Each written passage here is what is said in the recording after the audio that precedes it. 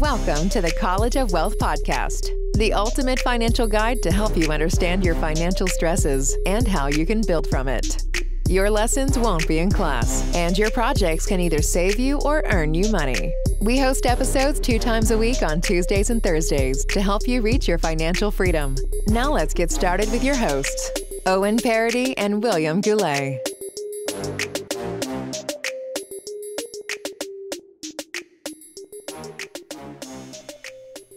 Hello, everyone. Hello, everyone. My name is Owen Paradis. I'm here with my co-host, William Goulet, and we're proud to present to you the College of Wealth podcast. Yes, this is a financial podcast that teaches you the latest and greatest information about money. Because at the end of the day, we like to call this a crazy money-making world. Part 1 and Part 2 of those statements are true, and I fully agree and endorse them.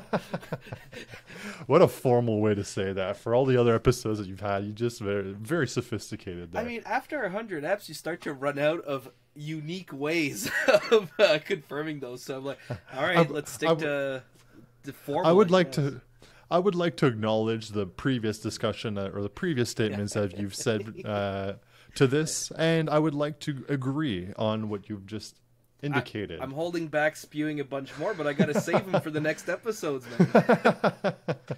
But yes, this is a crazy money-making world here, but we like to say that too because this podcast is for entertainment purposes only. Okay, it's really meant for...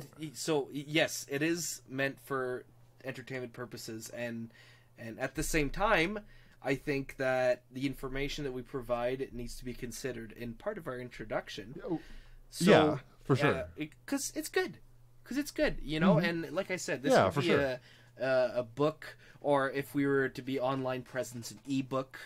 College of Wealth podcast ebook or something. No, but seriously, it is great information. Let's start considering it. So instead of just entertainment purposes only, let's start saying that it's for informational and entertainment purposes. I'm thinking infotainment. What do you think? Hey, I like that. That's clean. That's clear to the point. Yeah, it's good. And it describes who we are, right? You're the info, and we're the tainment. I need to contribute more. You're the tainment. You're the tainment. I think I need to contribute a bit more. That was actually something my girlfriend. I'm going to say this very quickly before we do finishing the intro. Yeah, because we don't want to waste anyone's time with a preface before explaining something. Yes, but my girlfriend said, as if you guys didn't think for a T-shirt idea to have infotainment as one of them. Yeah, didn't I propose that as a T-shirt idea? No, you didn't. What did I propose? I don't remember, but my girlfriend gave me crap for it. It was flabbergasting. That's what I said. Yeah.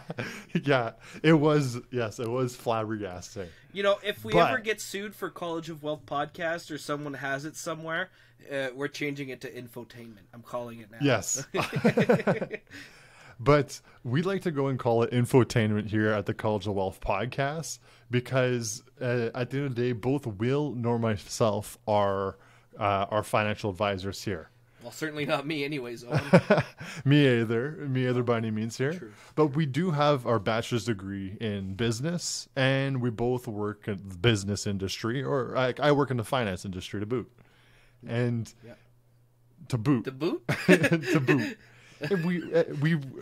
We just really like to go and make everyone's gears turn with the information that we provide here.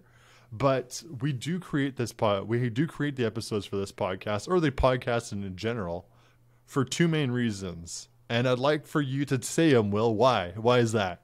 Yeah, I'd love to jump in, Owen. At the end of the day, we love to earn copious amounts and sums of money. Okay, yes. And in some cases, you can't do that. So, but we also provide the alternative, because you can earn money or you can save money. And in some cases, we like to save money. I was like, is he just gonna stay bland this whole time? And just The first part and this, no, that would have been because you said save money a little bit, like to go and save money, but we just really like to save money. I was like, okay, thank gosh she said. Yeah. I was gonna say it's gonna be a reboot almost of an app. That's not good. Oh, jeez. That's not good. But without further ado here, I don't want to hold anyone back here with just the introduction. We'd like to go and talk about episode 109. Right on. And that is the best ways to get paid more. Oh, okay. Yeah, sure. Sounds good to me. We've spoken about getting a raise on previous episodes in a long distance, way back in the day. But the best ways to actually get paid more. There are more than one way. And the way I have this broken down is 2 signals that you are not getting paid enough. Oh, nice. And 3 ways to tackle not getting paid enough. That's fantastic. How to get paid more. So 2 sides. I could literally create another episode on signs you're getting underpaid too, by the way. I think we should do that. I mean, not next episode, but you know. No, in the future. Yeah, because signals that you're getting underpaid, that's very useful. There are many of them. But the most important thing we got to go and start off with are the statistics. Statsman, of course. Yes, of course. I love it. So our first stat is, of course, is a stat about U.S. employees. Mm-hmm. And it was surveyed by Genzabar, which also does employment statistics. Mm-hmm. And what percentage of U.S. employees claim to be underpaid? Oh, probably most, I think. I'd say everyone who earns minimum wage claims to be underpaid. Mm-hmm. And 50%, let's go 60% claim to be underpaid. 47%. Really? Yeah, wow. So you have a right idea, but around close to 50% of people think they're underpaid. Yeah, okay. Fair enough. Could count me flabbergasted. So this is the second statistic here. According to Indeed, this position is the highest paid job in Canada. What is that position? Oh, CEO of what's the wealthiest Canadian company? This is just a generic job, by the way. Oh, okay. Is it comptroller? But it's pronounced comptroller. What's like comptroller? Yeah. No, I'm not. I'll change my answer. That's a stupid answer. Architect or engineer? No, a cardiologist. Oh, of course, doctors. Yeah. And I remember I specifically wanted to be a cardiac surgeon when I was younger. And not just for the money, because the heart is the core of the body, but also it had the benefit of being the highest paid job. So, $319,809 a year is the average salary for a cardiologist. Wow. Now, I also need to you also need to consider the fact that CEOs and bonuses and other industries get wonderful pays that don't take into account inside of a salary as well. Yeah, there's a common misconception when people consider mostly base salary, but then there's a big difference between base salary and total compensation. There's a big difference. As you get higher up in the levels, it gets closer to being half your compensation is all those add-ons and not your actual base salary. True. Our third statistic is about the Great Resonation. And we've spoken about this. Yep. But we had some statistics many times before about the Great Resonation. And the closest peak we've had in comparison to the Great Resonation was July of 2019, where 3.6 million people resigned, or I'm saying quit their jobs in the United States. 3.6 million. Yes. Wow. And it quit or were shooed away? Well, they say quit. Okay, fair enough. That's shocking. This is according to U.S. Bureau of Labor Statistics. Oh, but this was the peak of the highest amount of resignations in 2019. Wow. Now, would you like to guess the peak for the Great Resignation? The Great Resignation in general. For the U.S.? Yes. I'm gonna say 5 million. Yeah. That's a good guess, but it's 4.5 million. Oh, You might as well give me that 10% off, dude. Come on. I guess I could give it to you. I did it. But just for reference, the entirety, in March of 2021, it was 3.7 million. Mm-hmm. And then every time after that, it just went up and up and up. So the entirety of 2021 had more people quitting their jobs than the highest point of 2019. And 2019 average peaks every time. Yeah, so all of 2019 averaged around 3.5, 3.6. And I would say that it averaged around 4 million, probably close to 4 million, 4.1 million people who averaged in 2021. It's absolutely insane. Well, everyone was saying it, but now we're finally starting to see some articles. I think it was Business Insider that's like, maybe you shouldn't switch over right now. With what's going on right now, yeah, it's true. And our last statistic, by the way, this was in November 2021. Okay. So our last statistic is according to Forbes. What percentage of people quit their job due to the salary itself? Oh, wow. 18%. I think it's relatively low. 59%. Really? Yeah. I'm surprised, what with millennials and Gen Z, that it's not about working conditions and this and that or vacation. Well, here's the thing. 62% of people end up quitting their job because of toxicity as their primary reason. Well, how could it be both? Well, that's what they're saying. You can have more than one selection with this. Oh, I see. Yeah, then everyone's right if you have more than one selection. Yeah, if you look at it that way, yeah. So the main thing is toxicity at 62%. 59% quit their job because of salary.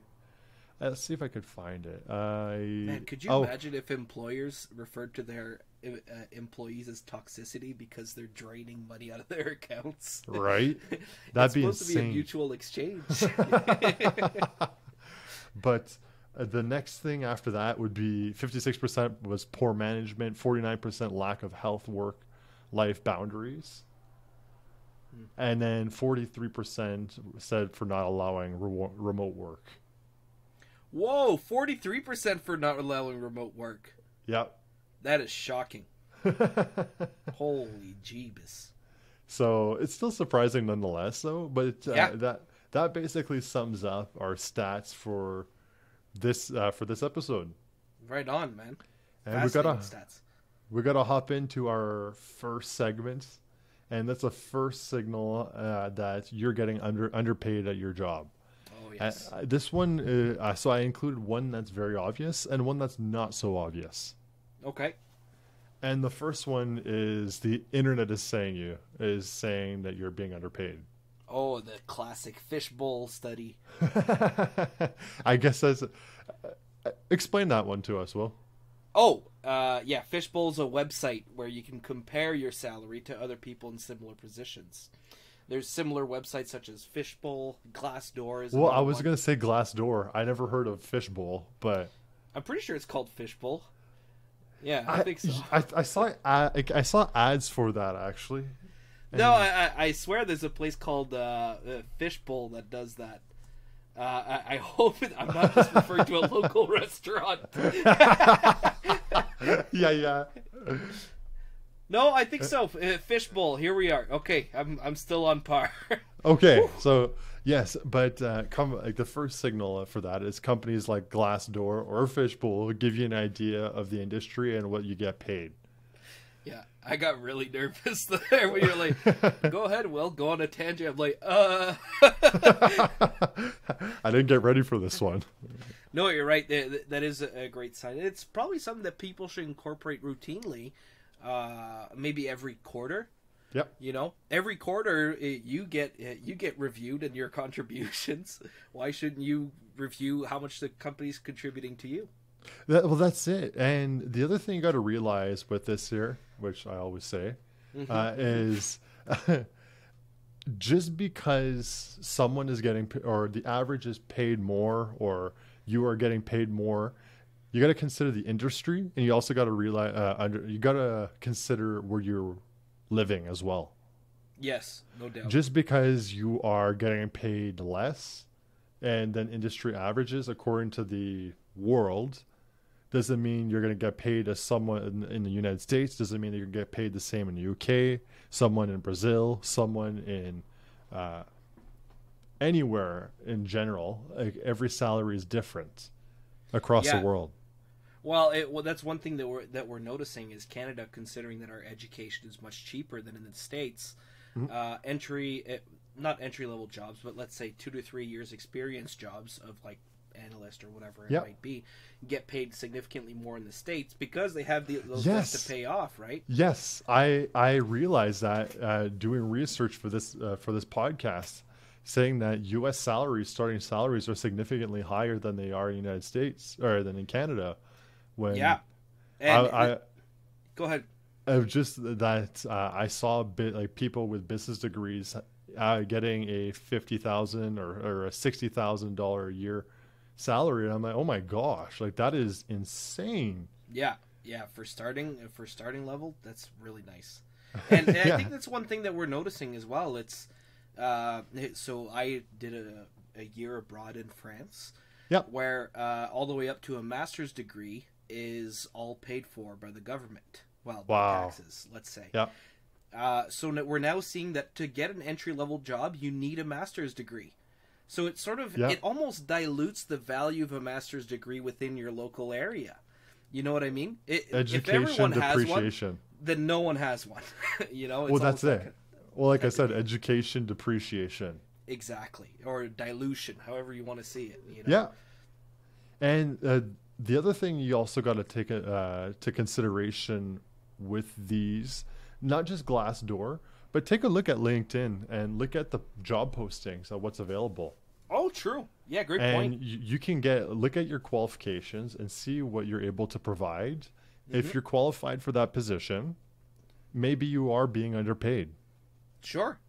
And these are conversations that you can have with your manager, right? Yeah. And it just... if you're close to them. Yeah. And if not, try to work towards getting a close one so you can have a candid conversation. Yeah. You know? But you're right. Comparing yourself to the online market is it's a good way of going about it. And it sort of reminds me of the quote of the day. Oh. Which is from a popular author. His name's Dale Carnegie. Oh, yes. The author of How to Win Friends and Influence People. Yes, one of the most influential books for anyone, really. For sure. He says this: success is getting what you want. Okay? Yep. You want something, you get it, that's success. Happiness is wanting what you get. So it's... Oh. It almost says the opposite, where it's saying to be content with what you are getting. That's what happiness is.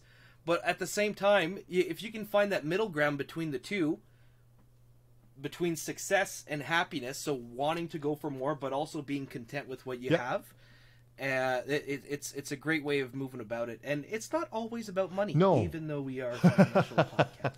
I agree with that. And that's an awesome quote of the day. I love it. Dale Carnegie is awesome for that kind of stuff. He's bright. And our last component to this segment here, or not segment, but to this first point, is maybe not jobs are telling you this, but recruiters are telling you this. Headhunters or stuff like that are reaching out to you on LinkedIn, telling you that you can get paid more for the job that you have. Well, actually, I'd like to get your thoughts on this, Owen.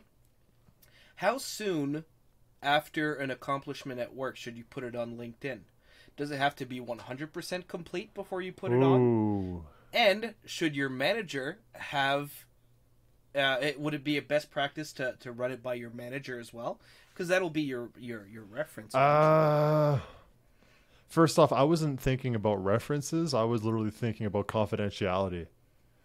So depending on the accomplishment, I would have to keep it very broad, because I know the company that I work for actually takes a lot of measures for confidentiality. Absolutely. Assume that confidentiality is able to get followed. Okay, so in that case, then why don't you post it? Like, well, Does it have to be fully completed first before I would, yes. I would say yes. I would say so. Would you ever because what ends up happening if that thing falls face first?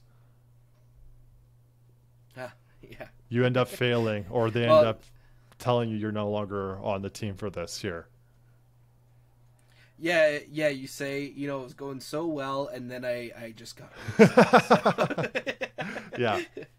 Anyways. Our second point here that's not so obvious, signs that you are maybe getting underpaid, is maybe not directly with you, but there are high turnarounds in your department. Oh, okay. Yeah, fair enough. People may take this opportunity as a bridging ground to get themselves other opportunities elsewhere. So they want the experience or something. Okay, whatever. I'm going to take the lower pay right now just so I can go and get into firm XYZ instead afterwards once I get the experience. Sure. Well, actually, that's a great action item. If you see lots of people that are in your company leaving, reach out to them. Ask them why. Ask them if they left for financial purposes. As an HR person, for sure. If you work within HR, asking that question would be really good. No. I'm saying if you're suspecting that you're getting underpaid and you see people leaving around you, ask them why. Ask them. Okay, yes. Ask the person that left why. That way you can get some insight saying, maybe this culture isn't as good as I thought it was. Or maybe it's my salary isn't as good as I thought it was. It's true. And the other thing you might see in these scenarios is money gets spoken a lot. So the employees may talk about money a little bit more, complaining about money, may complain about situations like that. We're not getting paid enough for this, or we're not I know my friends are getting paid more at this company, or things around those lines. You may hear those types of words being spoken between other employees. Okay, yeah, definitely. As soon as you start the people talking around, for sure. The third thing is management may not be the best. I see. You see, your management isn't so good, therefore there wasn't enough money to get a... Well, that's exactly it, which ties in with thing number 4 for the second segment, is the company always complains about money, even during good times. Yeah, I guess so. Their high turnover, it's okay, well, we just saw record profits, everyone. It's all right, can I get a raise? Oh, well, we're not, you can't, no, that's not. Meanwhile, CEO, CFO, CMO, everyone is getting these insane bonuses for the year. Yeah. I don't know if you ever saw that picture. It was the boss or the owner of the business showing up in a Lamborghini. Okay. And the employees there, oh my gosh, how did you get something like that? And he says, well, if you work hard and you put all the blood, sweat, and tears, you'll be able to get me another Lamborghini next year. Yeah, that's pretty bold.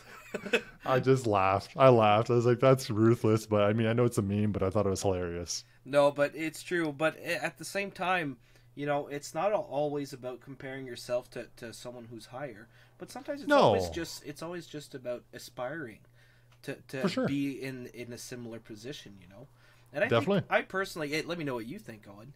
I think that's something that is almost lacking a little bit in our society nowadays, is looking up and saying, wow, I wish I was like that, rather than, wow, why are they up there and I'm down here? I don't know why there's so much negativity about the corporate ladder nowadays. It's almost the in thing to shun people who decide they want to go up the corporate ladder. I don't know. And anyone who's successful, whenever there's money, there seems to be some animosity towards them, saying, all this, and then they start looking at every dollar they spent. Really? You did that? You could have spent it here or this and that. And yep. And it's ridiculous. You look at back in the day, for example, How to Win Friends and Influence People. An old saying would be, "What would Lincoln do?" Right? Yes. And you try to aspire to be like those people, think like those people, to mimic their success. Yes. So I think there's a huge opportunity there by aspiring to be like someone that's great. And there's nothing wrong for that kind of stuff. There really isn't. So I agree with yeah. We lose that when we grow up, and I think that's sad. Actually, that's a great. That might be an episode idea: how to be like the greats.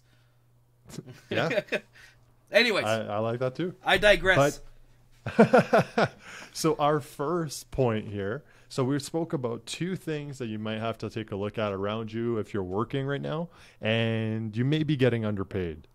Now we're going to talk about three things that you should do if you want to get paid more. All right. What do I got to do? So the first thing, learn to build connections and gain confidence. How do I gain confidence, Owen?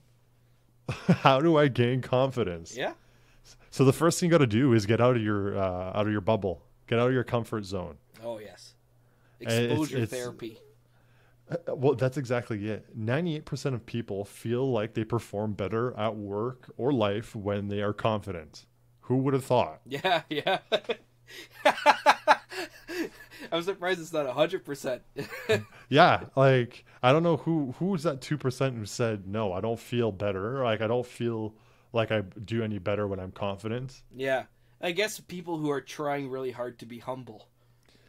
And I hope that's not a stat that reflects how many people are humble in the world, because if that's the case, we may be in trouble. I could just picture someone like just a professional footballer just there saying, no, I don't perform better. I don't perform better. I don't perform better. It's like, you're in the NFL, sir, for crying out loud. Calm down. Yeah, honestly. But that's exactly it. A lot of people perform better when they have confidence in what they do. And in this case scenario, when you're building connections, if you're able to do it at events or at seminars or webinars, you're going to connect with people who may have confidence. And when I actually attended events I've done events quite frequently. Yeah. And at first I wouldn't pitch the business I would be running. And I remember I'm sorry, I'm doing a shameless plug here. And then after, my one buddy called me out, stop apologizing for doing a shameless plug. You are literally at a business event. Nice. What do you expect that people are doing right now? Do you think that they're all talking here? Oh, this cheese is really good. Yeah. Oh, you know what? I like mozzarella cheese too. And that's how they kind of, no, they talk about business. Yeah. It's like a business TikTok. Where you're there to be discoverable and mingle with people and enjoy some cheeses, to be fair. Yes. That was the awesome thing. When I worked at the marketing firm, and saying firm, but it was literally my boss and myself, every Wednesday, we had a business-to-business event that we had to attend at 7 a.m. Oh, wow. And he would come pick me up.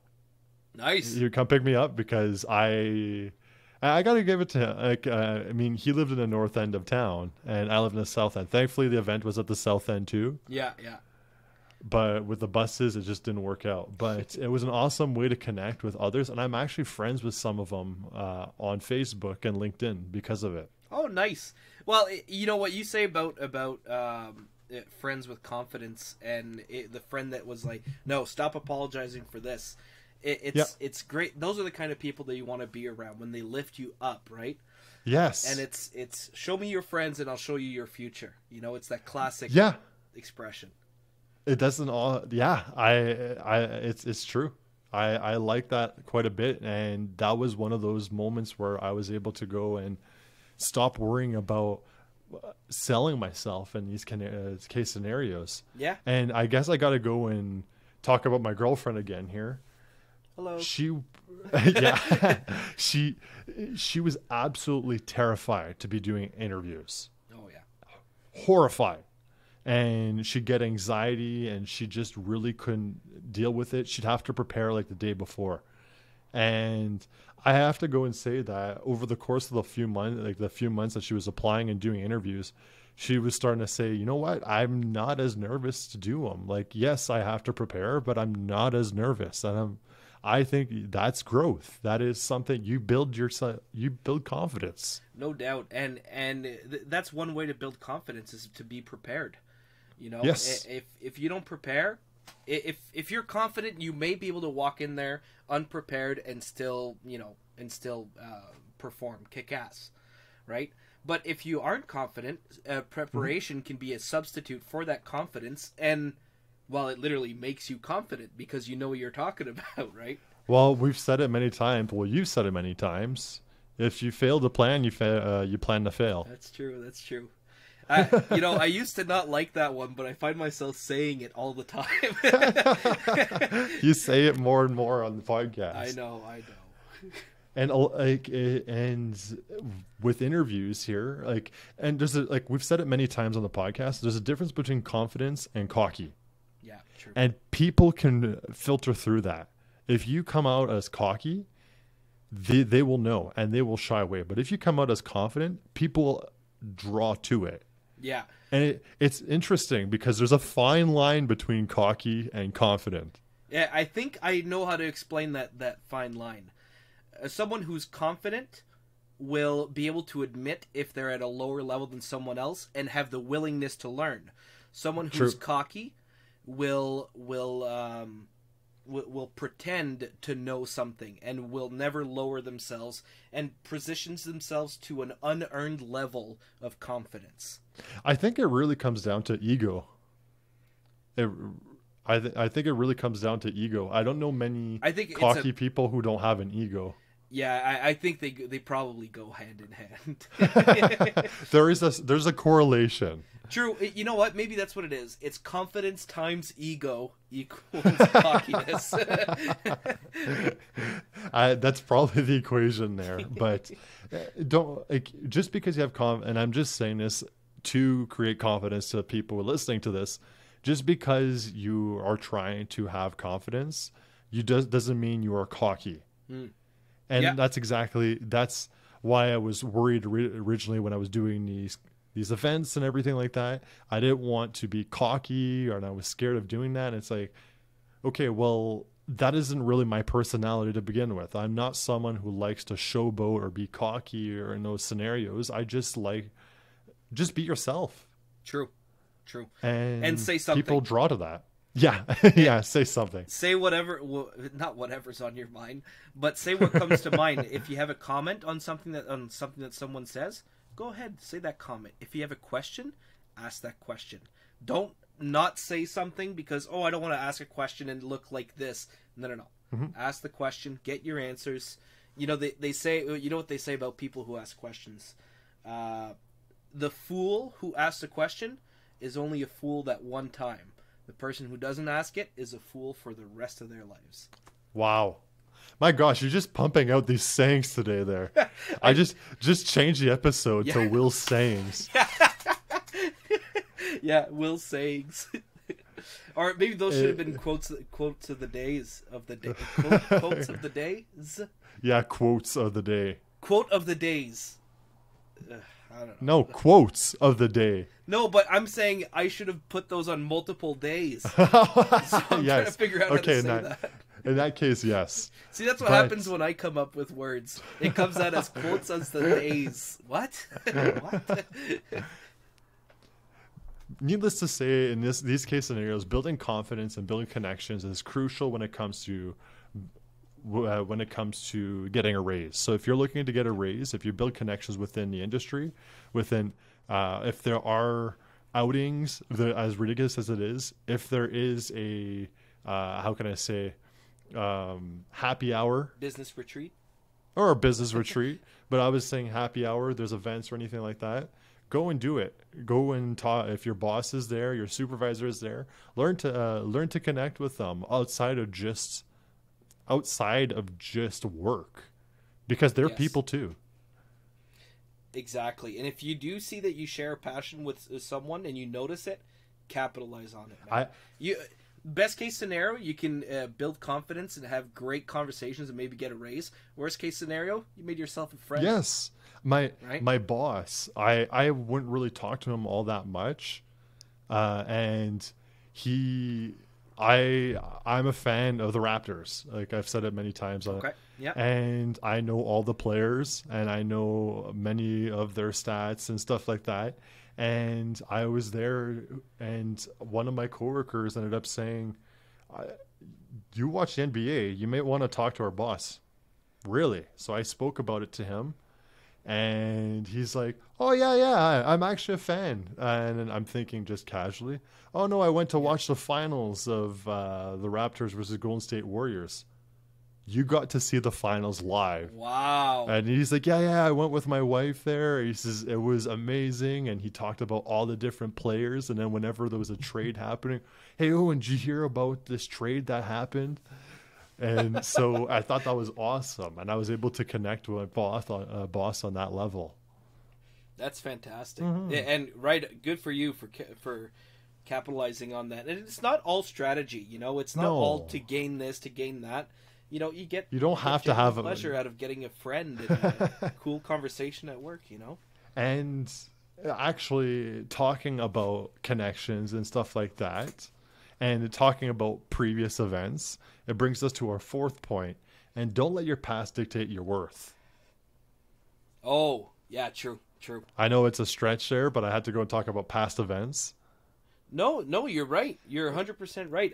You'll see that often where you'll make a mistake at work. Mm-hmm. And it'll be like, I'm really up there. And then by the time it comes to your review, you'll be like, yeah, well, I'm probably not worth that much because of that mistake. Meanwhile, everyone's moving. Yeah, exactly. And the person who's going to be hardest is yourself. And it's like the painter who... True.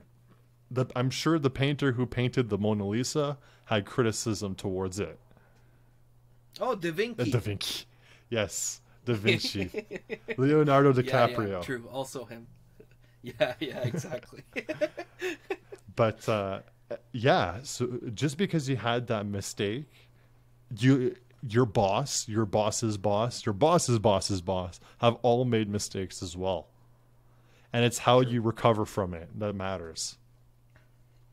I was talking to someone that was senior leadership within work, and he opened up and he said, "Well, you think I was qualified for this job when I got it?" He's like, "No way, man! No way was I ever qualified. I was way underqualified, but I grew into the role, and now I'm more competent because of it."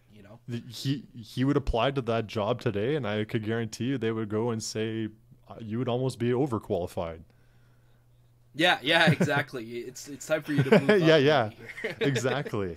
And as long as you're able to recover from it, you create consistent, high quality of work, and that's going to overshadow everything. And actually, that's one of those things that a lot of people realize is when you work with a long period of time, you're going to take on more roles and you're going to have to take on more work. And that's where you have to take that second to think, am I bringing more value? Am I bringing the same amount of value that I was last year? And if the answer is yes, then don't ask. But I'm going to say, don't do that. Yeah, you have to calculate. You have to figure out: am I bringing more value than last year? Yes, no. You say, okay, is the dollar that I was getting paid last year still worth the same today? Especially with inflation and everything like that. Yeah, exactly. And I like the point that you mentioned of how you mentioned one mistake doesn't define you. Another example of that is. Your managers don't look at how did you do on that one day. They look at how do you do on overall all of your days. How do you do? And it just like if you do really good one day, they're not going to say, well, that defines you and you're automatically going to get a raise. I wish. Not at all. You got to do it, multiple and we've said this on the podcast previously. if you're looking to go and get a raise, the best time to do it is not at the end of the year or when it's time to go and get when you're going for the performance review. Do it 1 to 2 months prior to the performance review, because that's when they're taking into account their expenses and everything of that line.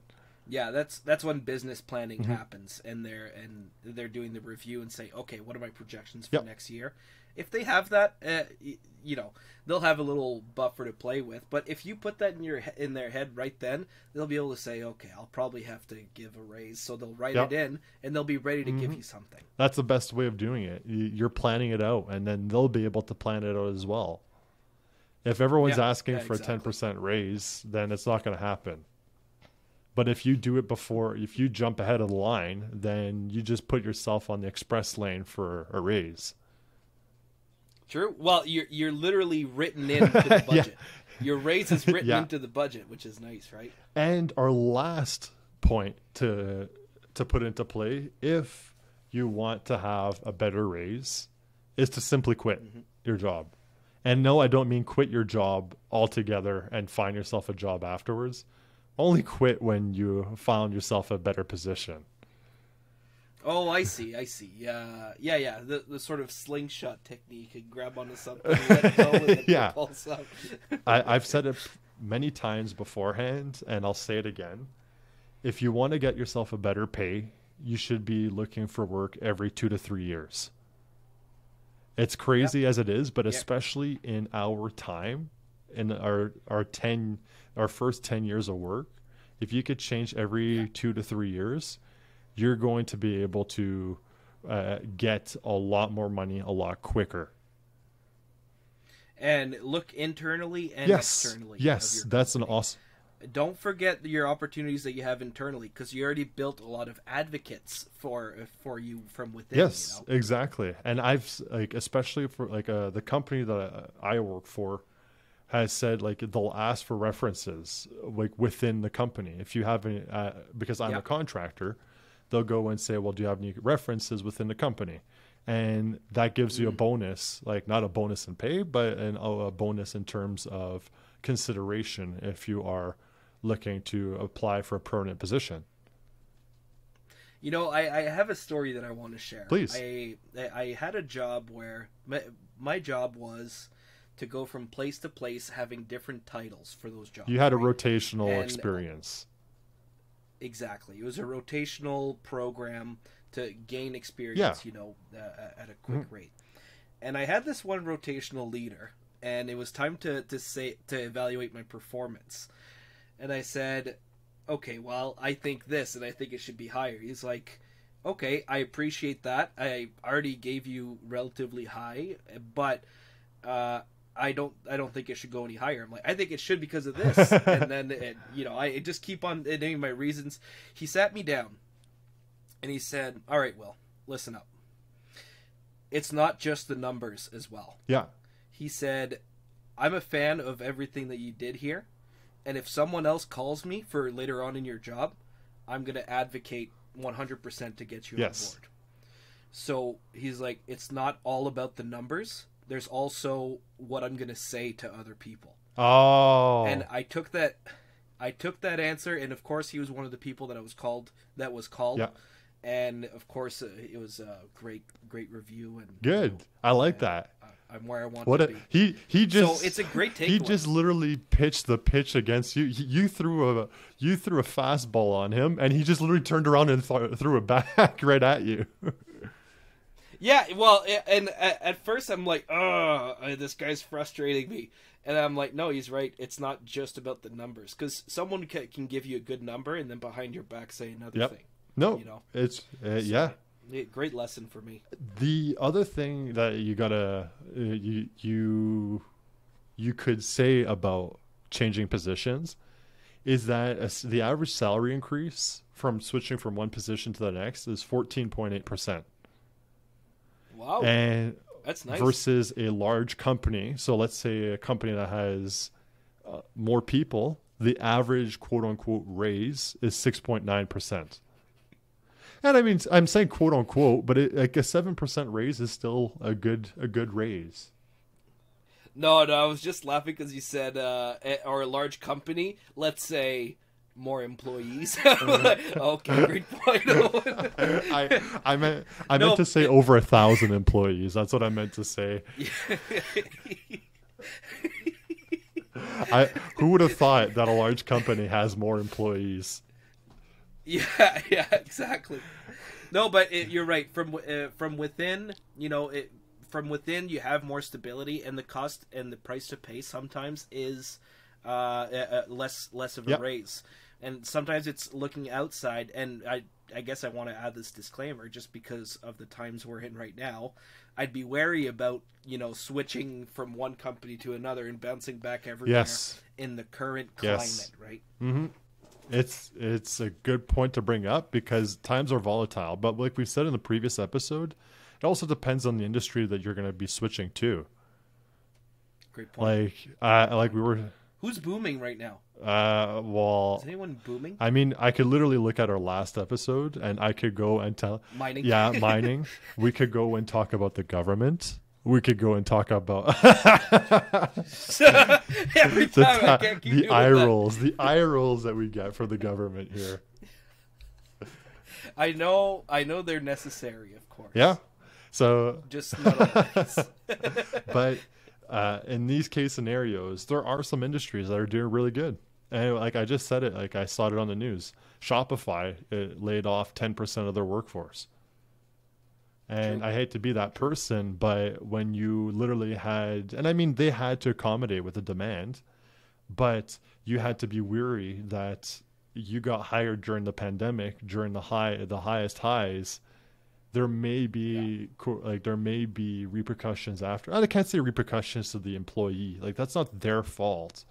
It's just you're working for a risky company for those times.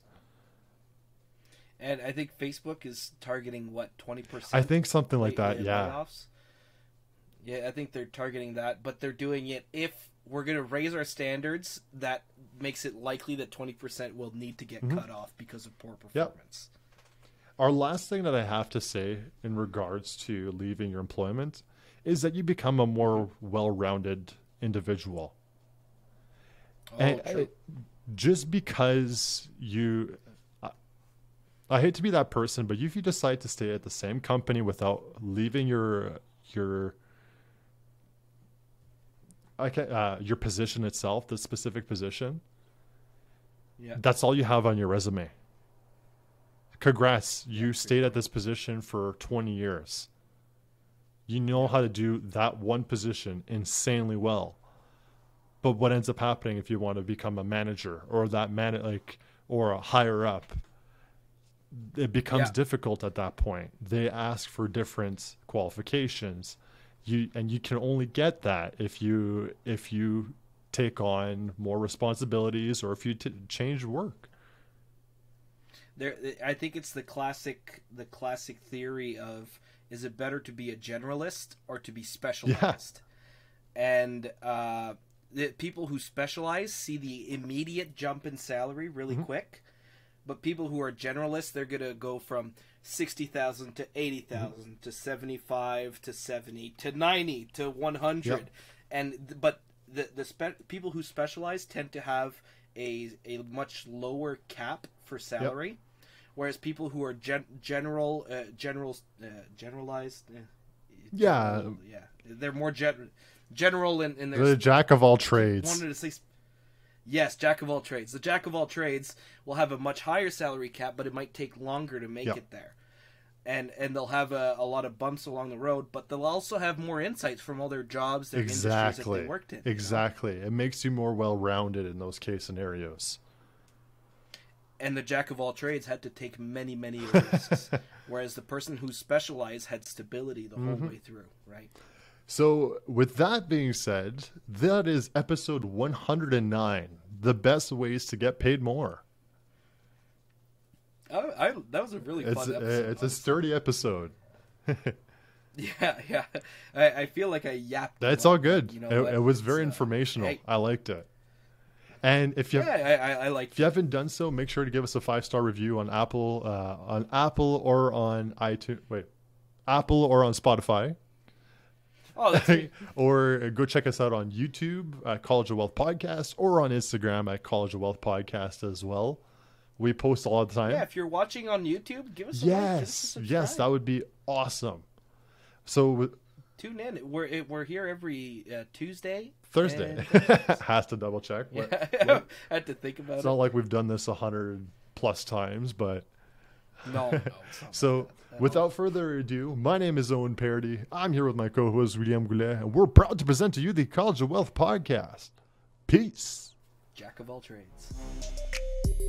This has been your daily dose of motivation with the College of Wealth Podcast. If you enjoyed the show, make sure to leave us a positive review on Apple Podcasts and Spotify. It would be greatly appreciated. Thank you for listening, and until next episode.